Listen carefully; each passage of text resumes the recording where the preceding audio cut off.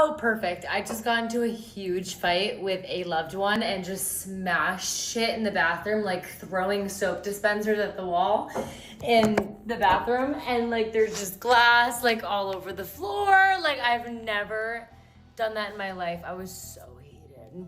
Just throwing shit. At first glance, Tara looks like just another messy influencer struggling under the weight of internet fame.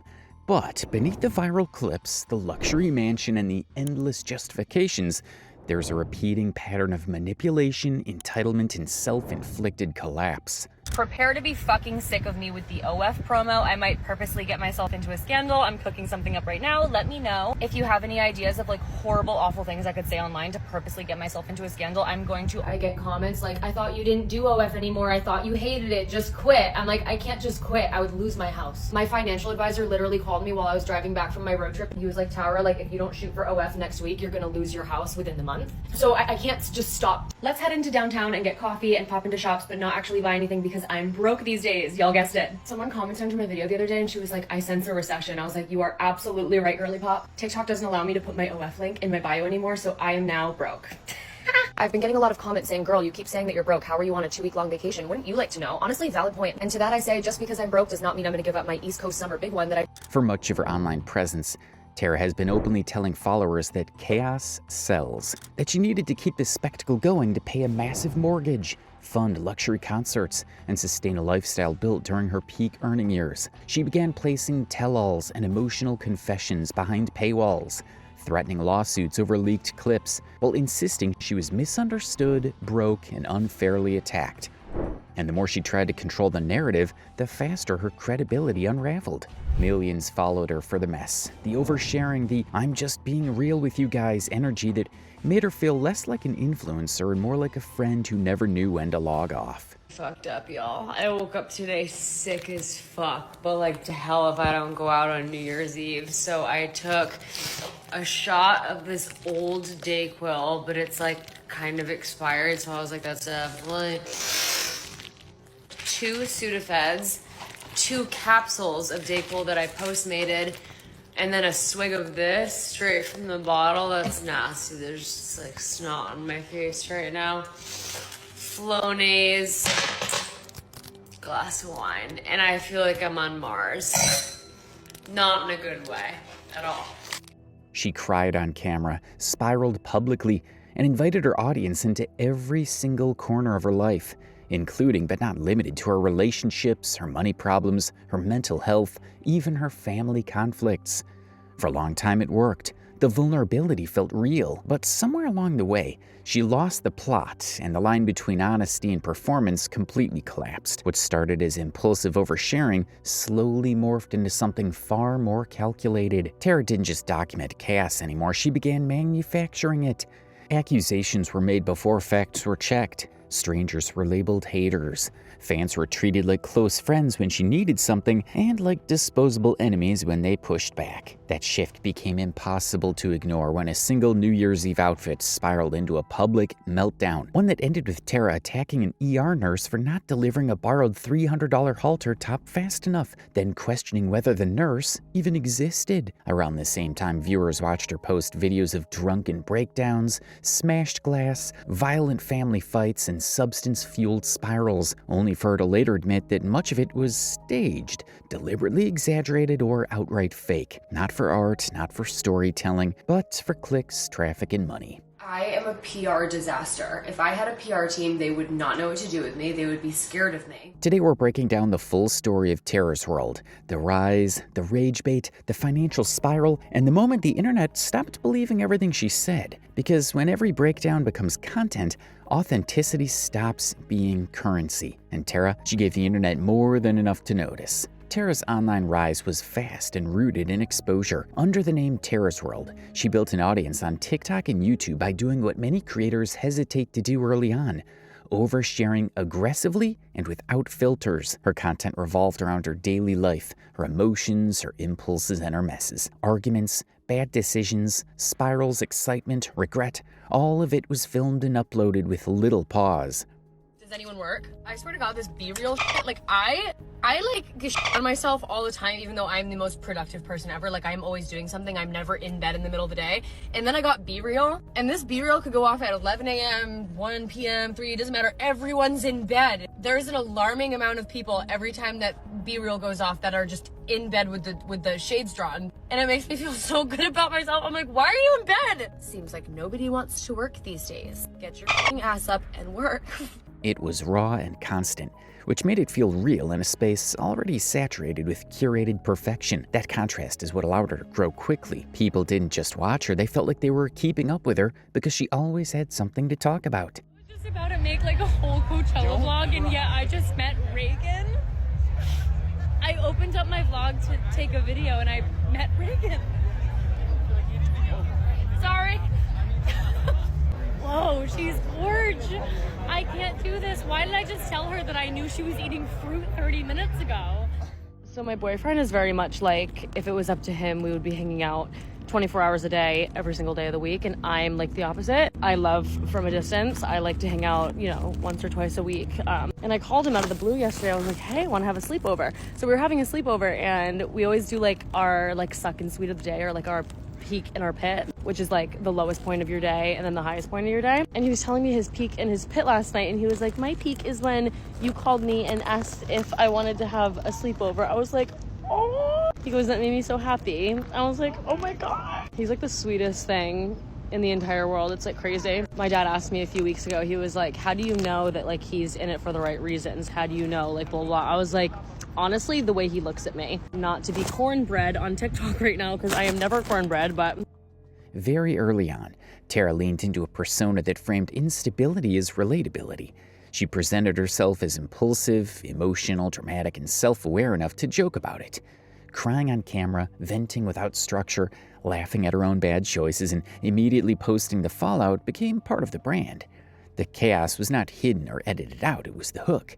Viewers were rewarded with spectacle and emotional access, and Tara was rewarded with engagement. Over time, this reinforced a feedback loop where impulsive behavior was not just normalized, but incentivized. Being messy did not hurt her growth, it accelerated it. From early on, Tara was unusually explicit about how she viewed her audience. She did not describe them as followers, viewers, or supporters in the traditional influencer sense. She called them her friends. On multiple occasions, she said outright that she would not make content if she did not feel a personal connection to the people watching her. In her framing, the emotional access she gave was proof of sincerity, and any suggestion that this dynamic was unhealthy or parasocial was brushed off or mocked.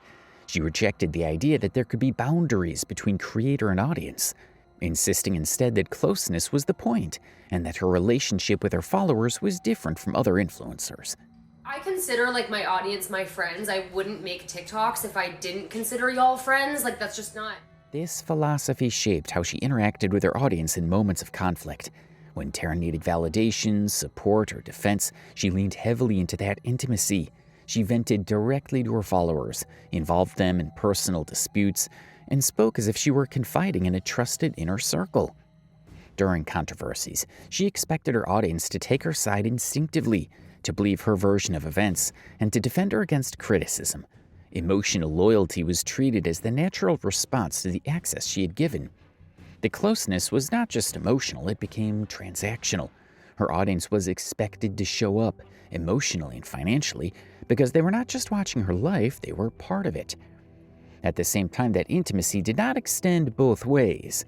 When followers questioned her behavior, challenged her actions, or pointed out inconsistencies, Tara did not treat that as concern or accountability. She framed it as betrayal. Criticism from strangers was labeled hate, and criticism from fans was treated as worse. In her language, there was little room for good faith disagreement. If someone pushed back, they were no longer a supporter, but a hater. This pattern repeated itself across multiple situations. Feedback was not engaged with on its substance, it was dismissed based on who it came from and how it made her feel. Over time, this created a dynamic where Tara could freely access the benefits of parasocial closeness without accepting the responsibilities that came with it. She could ask for understanding, patience, money, or grace while refusing to acknowledge the power imbalance she held. This would, however, be the least of her problems. As her audience grew, Tara began speaking more openly about money, and the numbers she shared were staggering. At various points, she claimed she was earning anywhere between $200,000 and $350,000 a month at her peak. So now it's like $350 a month. These figures were not presented as speculation or exaggeration, but as matter-of-fact explanations for the lifestyle she was living. She talked about her income casually, often in the same breath as complaints about stress, burnout, or pressure, which created a disconnect between the scale of her earnings and the way she framed her circumstances. That income was matched by equally aggressive spending. One of the earliest and most visible examples was her concert habit. Tara openly documented spending tens of thousands of dollars on Harry Styles shows in a short span of time, eventually totaling over $30,000 when tickets, travel, hotels, and associated costs were added up. The most insane thing happened to me last night at the Harry Styles concert. Basically, I ended up spending $10,000 at this Harry Styles concert. Let me explain. She filmed herself doing the math in real time, sounding surprised by the total, which only reinforced the impression that spending was impulsive and largely untracked. The money was treated as something abundant and temporary, rather than something that needed to be managed long-term. I'm not gonna be like, oh yeah, by the way, we have balcony now, what? And I'm going with a whole group of people. I go on Vivid Seats and SeatGeek, and there's one ticket left on each site. After taxes, $4,200 each. I buy them, because what other choice do I have? And thank God those worked, but I spent $10,000 on all these tickets. And nothing like this has ever happened to me in my life, and I am just going to sit here until I take my last breath and tell everybody, don't use StubHub unless they make this up to me somehow, because I'm pissed. Beyond concerts, her lifestyle quickly escalated across every category. Luxury travel became routine. Designer purchases were normalized.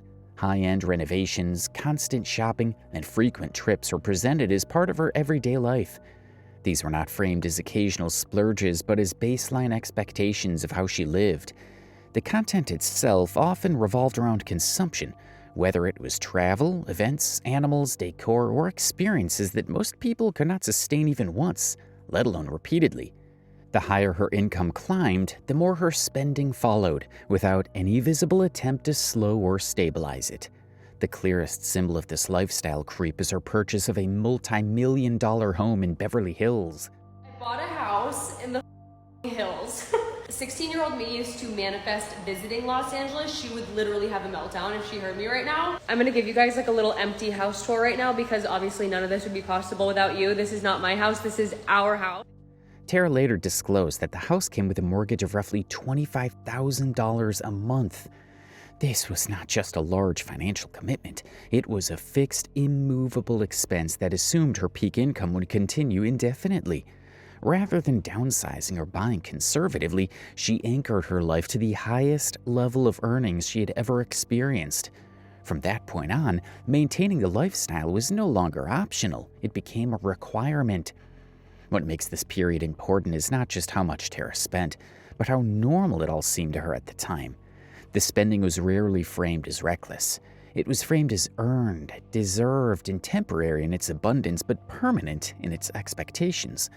This is where the foundation was laid for everything that followed. Once the income fluctuated, the lifestyle did not. And instead of adjusting her expenses to match reality, Tara began looking for ways to force reality to keep up with the life she had already built. Long before the halter top incident, there was already a visible pattern in Tara's content that went beyond spontaneous messiness. The chaos was becoming the point of the videos themselves. She repeatedly posted clips centered on reckless behavior, heated confrontations, and situations that were framed as out of control. So, a lot of people ask me why I don't drive. So I compiled a list of why I can't drive. I got a DUI when I was 18. I ran over a gas pump, knocked it over, ran it over, then left, got a hit and run. I've hit a deer. I've hit a bird. I played bumper cars off of a curb once and ruined my car. I've hit a plaza sign. I have T-boned somebody and their car door came off. I rear-ended someone in DC. I rear-ended somebody else in Providence and it broke my stepdad's wrist who was in the passenger seat. I hit a brand new BMW in a parking lot. I have hit a big rock that really totaled my car. I floored it through a lake and soaked my engine, so that ruined my engine. I have hit a couch on the highway going about 75 miles per hour, and I've also hit somebody's Jeep in a rental car. I had to get a rental car for a rental car.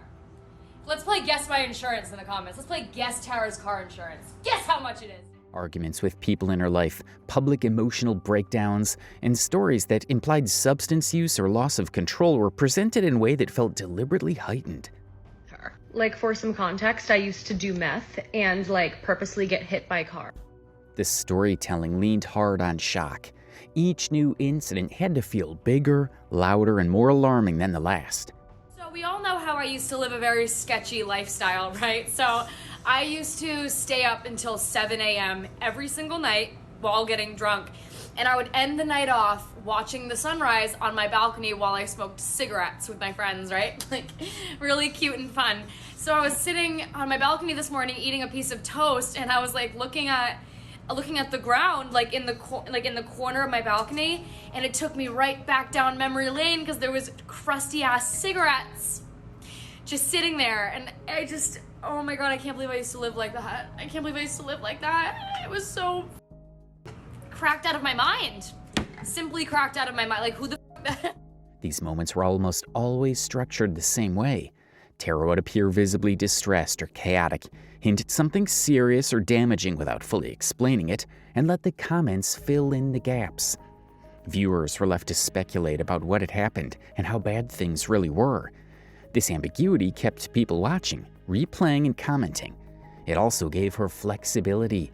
If the response was sympathetic, she leaned into being misunderstood and overwhelmed.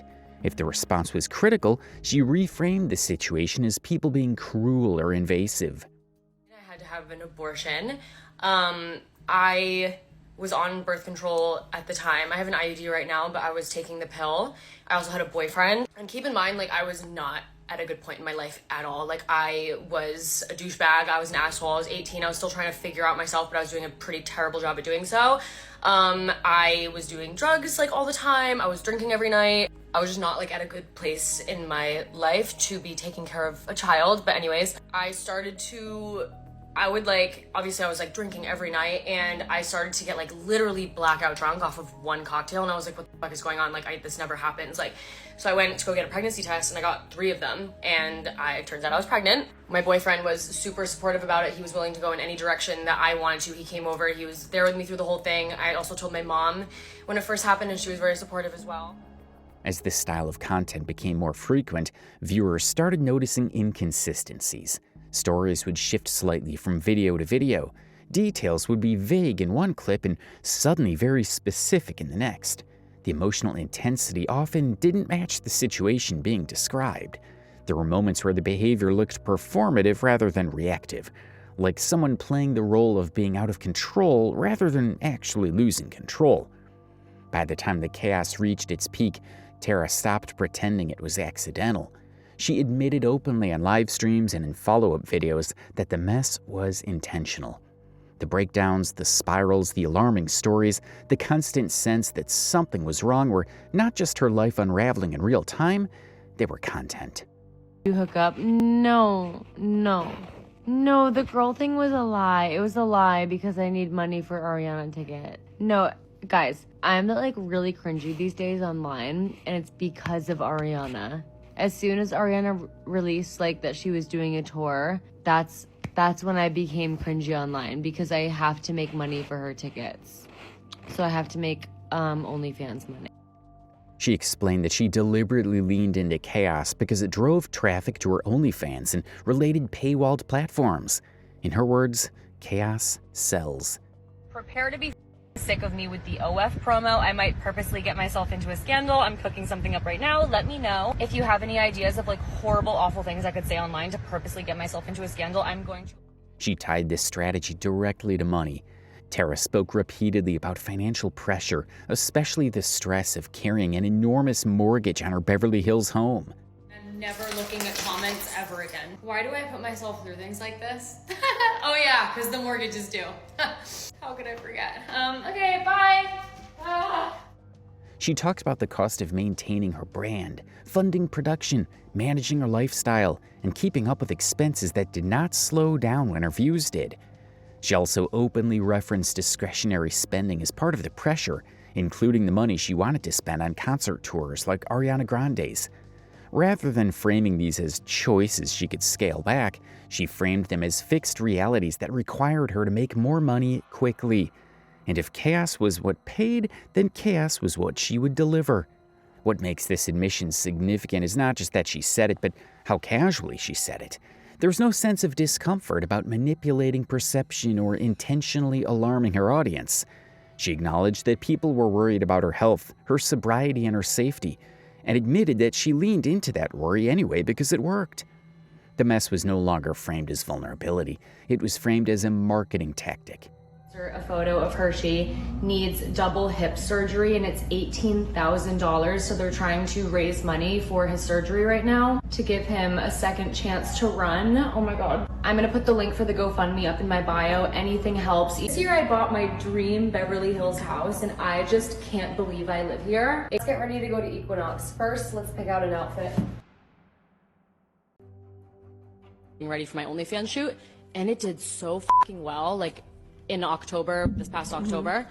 So now it's like $350 a month. This confirmed what many viewers had already begun to suspect, that the escalating breakdowns were not losing control, but exercising it in a very specific way. Against that backdrop, the halter top incident became the inciting event that pulled everything into the open. Just days before New Year's Eve, Tara posted videos asking her followers if anyone in the Los Angeles area had a specific For Love and Lemons halter top that she could borrow. Need your help. This is like a really specific request, but if anyone that lives in the LA area has this halter top from For Love and Lemons in a size small or extra small, can I please borrow it for New Year's Eve? I need it. This is do or die for me. The top retailed for around $300 and was sold out. She emphasized that she needed it for her New Year's Eve outfit and framed the situation as urgent and emotionally important. It was framed as do or die. When people responded offering to sell the top door, Tara rejected those offers outright. She framed selling as exploitative and greedy, implying that people should not try to make money off her in that way. I was like, oh my God, I have 5 million girls that follow me on TikTok. Let me see if any of them have it that they could lend to me. So I made a video. I was like, does anyone have this like specific shirt that they could like let me borrow just for a night and then I'll send it back to you? And a couple of people were like, oh, I have it. And I was like, oh, great. Like, can I please borrow it? I'll take such great care of it. I'll give it back to you right after New Year's Eve. And they were like, yeah, for $2,000. I was like, all right, I'm not playing this game. They were trying to use me for money. I was like, okay, that's not worth it. This was notable given her own stated income and lifestyle. Instead, she insisted on borrowing the item for free from someone local and returning it after one night. When questioned about why she didn't simply buy an alternative or pay someone fairly, she defended herself by returning to her core framing. These were not strangers, these were her friends. She reminded viewers that she considered her audience close to her, that she trusted them, and that asking them for help was natural. This moment captured the contradiction at the center of her online persona. She was simultaneously a high-earning influencer under extreme financial pressure and someone asking followers for free access to their belongings. She rejected the idea of a transactional exchange while benefiting from one, and she framed the request not as a favor between unequal parties, but as something friends simply do for each other. What followed would turn that framing inside out and expose just how fragile the boundary between audience and obligation had become.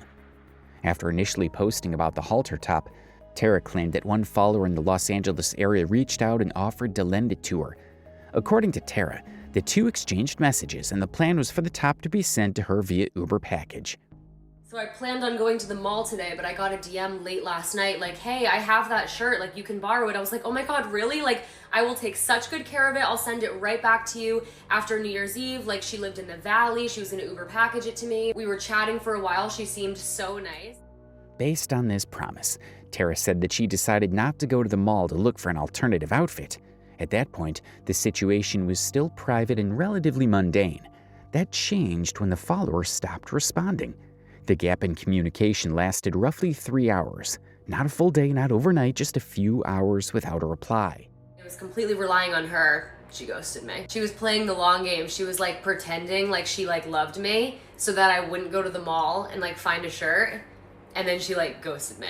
I'm honestly like right on. If I hated someone that much, I wouldn't be able to like pretend like I loved them for as long as she did. She me over real bad. She was just like, yep, hasn't answered me in like 3 hours. Instead of waiting or seeking clarification, Tara went public. She posted videos accusing the person of intentionally sabotaging her New Year's Eve plans. She framed the silence as deliberate and malicious, calling the follower a hater who had been running a long con scheme.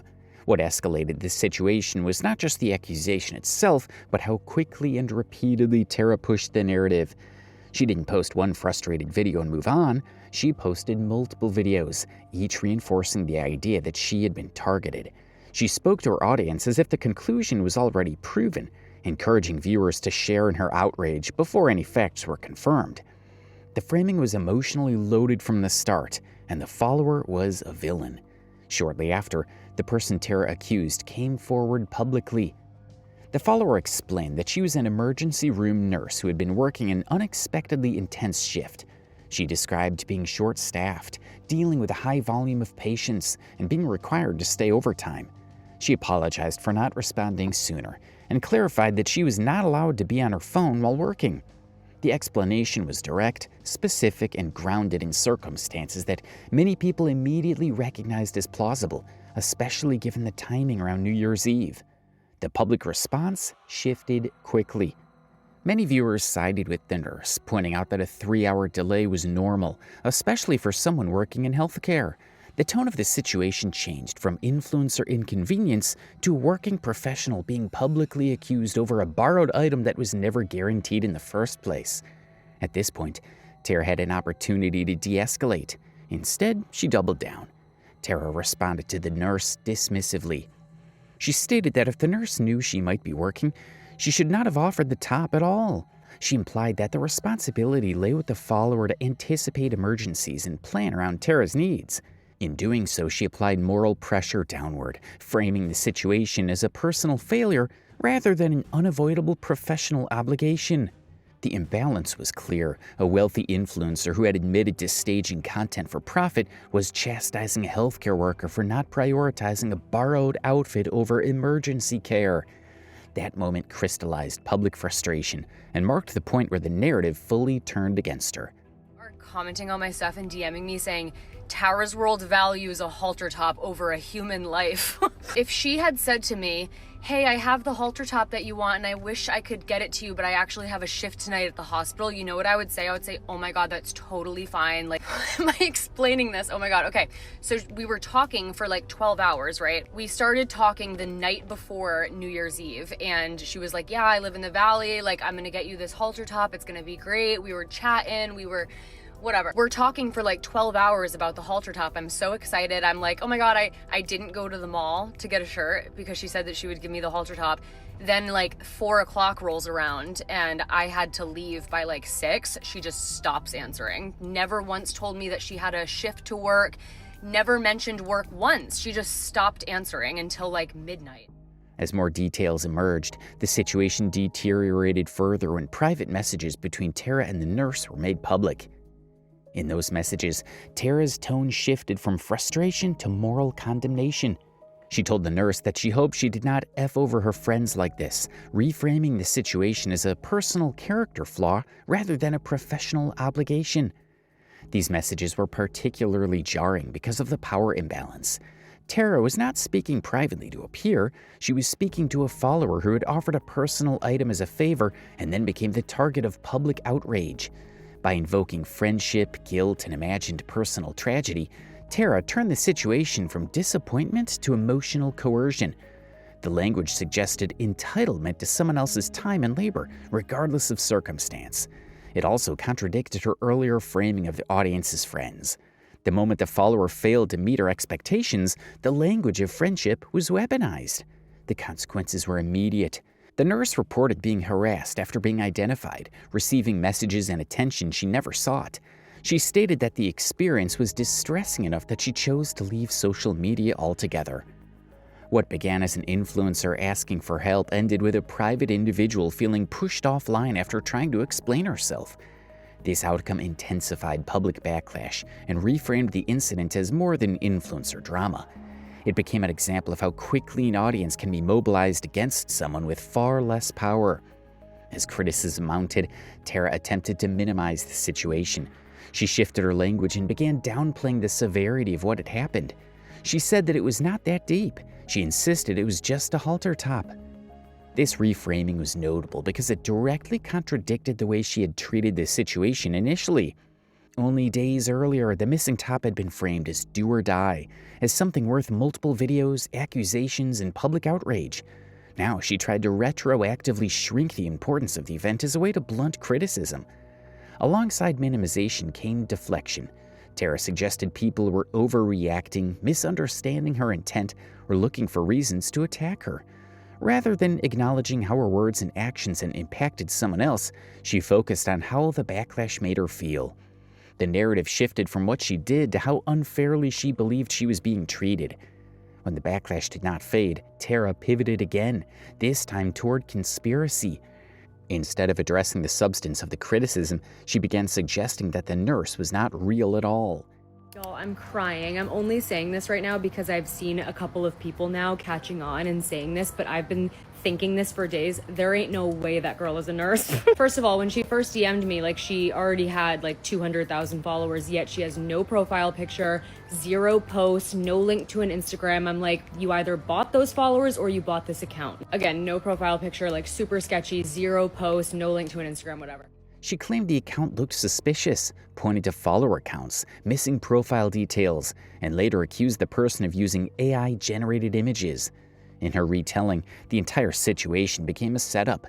The nurse was reframed as a rage baiter, a clout chaser, or someone intentionally manipulating the situation to make Tara look bad. This pivot was significant because it allowed her to avoid accountability entirely. If the nurse was fake, then the harm was imaginary. The accusations, the messages, the harassment, none of it mattered. Then yesterday, she was posting these weird ass fake pictures on her TikTok, yo, I finna be at the club tonight, what should I wear? And they were obviously super fake, and I was looking at them what the f-? And people were eating it up in the comments. They were go off, queen. However, this argument did not land the way she seemed to expect. Even people who had previously defended her began pointing out that whether or not the nurse was real was beside the point. Tara's behavior before making those claims was already documented. She had already accused someone publicly, escalated the situation, sent hostile private messages, and mobilized her audience. The damage was done regardless of the nurse's identity. This was a rare moment where support fractured publicly, with viewers saying explicitly that the conspiracy did not absolve her actions. Instead of slowing down, Tara grew more combative. She mocked followers openly, dismissed calls for a PR team, and treated accountability as something only weak people concern themselves with. Advice to apologize or step back was framed as tone policing or censorship. I am a PR disaster. If I had a PR team, they would not know what to do with me. They would be scared of me. I would have a situation on TikTok and they would be like, hey, you should make an apology video. This is what you should say. And I would turn around and make a video saying, suck my. Not long after, the chaos escalated far beyond the halter top. Tara began posting a new wave of videos depicting extreme behavior. She appeared drunk in public spaces, filmed herself claiming to be in violent fights with family members, showed smashed glass and destroyed hotel rooms, and posted clips of herself vomiting in her yard. These videos were framed as real-time breakdowns. The implication was that she was spiraling. The content was alarming, uncomfortable, and deliberately shocking. But viewers quickly noticed something was off. The acting did not match the claims. The timing was too convenient. The camera placement was too deliberate. She claimed to be blackout drunk while speaking coherently, setting up shots, and narrating events in detail. She referenced responsibilities and plans while supposedly incapacitated. There were no visible consequences, no real aftermath, only a sequence of escalating scenes designed to provoke concern and outrage. As the pattern became obvious, many viewers concluded that the chaos was no longer even pretending to be accidental. It was a scripted spectacle. Each video pushed the shock further, not because her life was unraveling, but because attention was slipping. The audience was watching someone perform instability while insisting it was real, and the cracks were showing. By this point, the question was no longer whether Tara had crossed a line. It was whether anything she posted could still be trusted at all. Being messy, I was lying and telling crazy, weird, chaotic stories on TikTok in an attempt to drive traffic to my OF page because I'm struggling with bills. So I got my manager and my financial advisors together and I was like, guys, I know how to direct traffic to my OF page and I'm unfortunately gonna start doing that. So that's where all those videos came from, where I was smashing bottles at the BHH. I was talking about like inviting this girl to come over and fuck me, like all this crazy stuff, and people were commenting like, girl, you need rehab. What made the confession more disturbing was not just that the content was fake, but that Tara acknowledged the emotional cost to her audience and proceeded anyway. She admitted she knew people were genuinely worried about her health, her sobriety, and her safety. She knew viewers believed she was struggling. She knew people were expressing concern, urging her to get help, and fearing that something serious might happen. And she chose to continue because the engagement was high. The worry translated into clicks, subscriptions, and revenue. In her own explanation, the concern was part of the funnel. She also revealed that this approach was not happening in isolation. According to Tara, her manager and financial advisors were aware of what she was doing. She shared messages and explanations suggesting that her team praised the performance of the rage bait content. This confirmation pulled the curtain back on the broader system surrounding her. It was not just a creator chasing attention. It was an ecosystem that rewarded instability and punished normalcy. By admitting everything out loud, Tara accidentally explained the entire trajectory of her collapse. The chaos did not escalate because her life was spiraling. It escalated because escalation was the job. And eventually, even that machine stalled. The thing that once made her impossible to ignore became something people scrolled past without feeling anything at all. Chaos, it turns out, attracts eyes but not commitment. Where that leaves Tara now is not with fury or mass outrage, but with something quieter and more dangerous: resignation. She's widely seen as someone trapped inside the business model she built, a creator unable to scale back her lifestyle, unable to step away from the performance, and unable to regain credibility once it was spent. The system that rewarded her worst impulses carried her this far, but it does not offer an off-ramp. And yet the story is not over, because creators like this do not disappear. They rebrand. Whatever Tara does next, whether it's another reinvention, another controversy, or a quieter attempt at normalcy, we will be watching.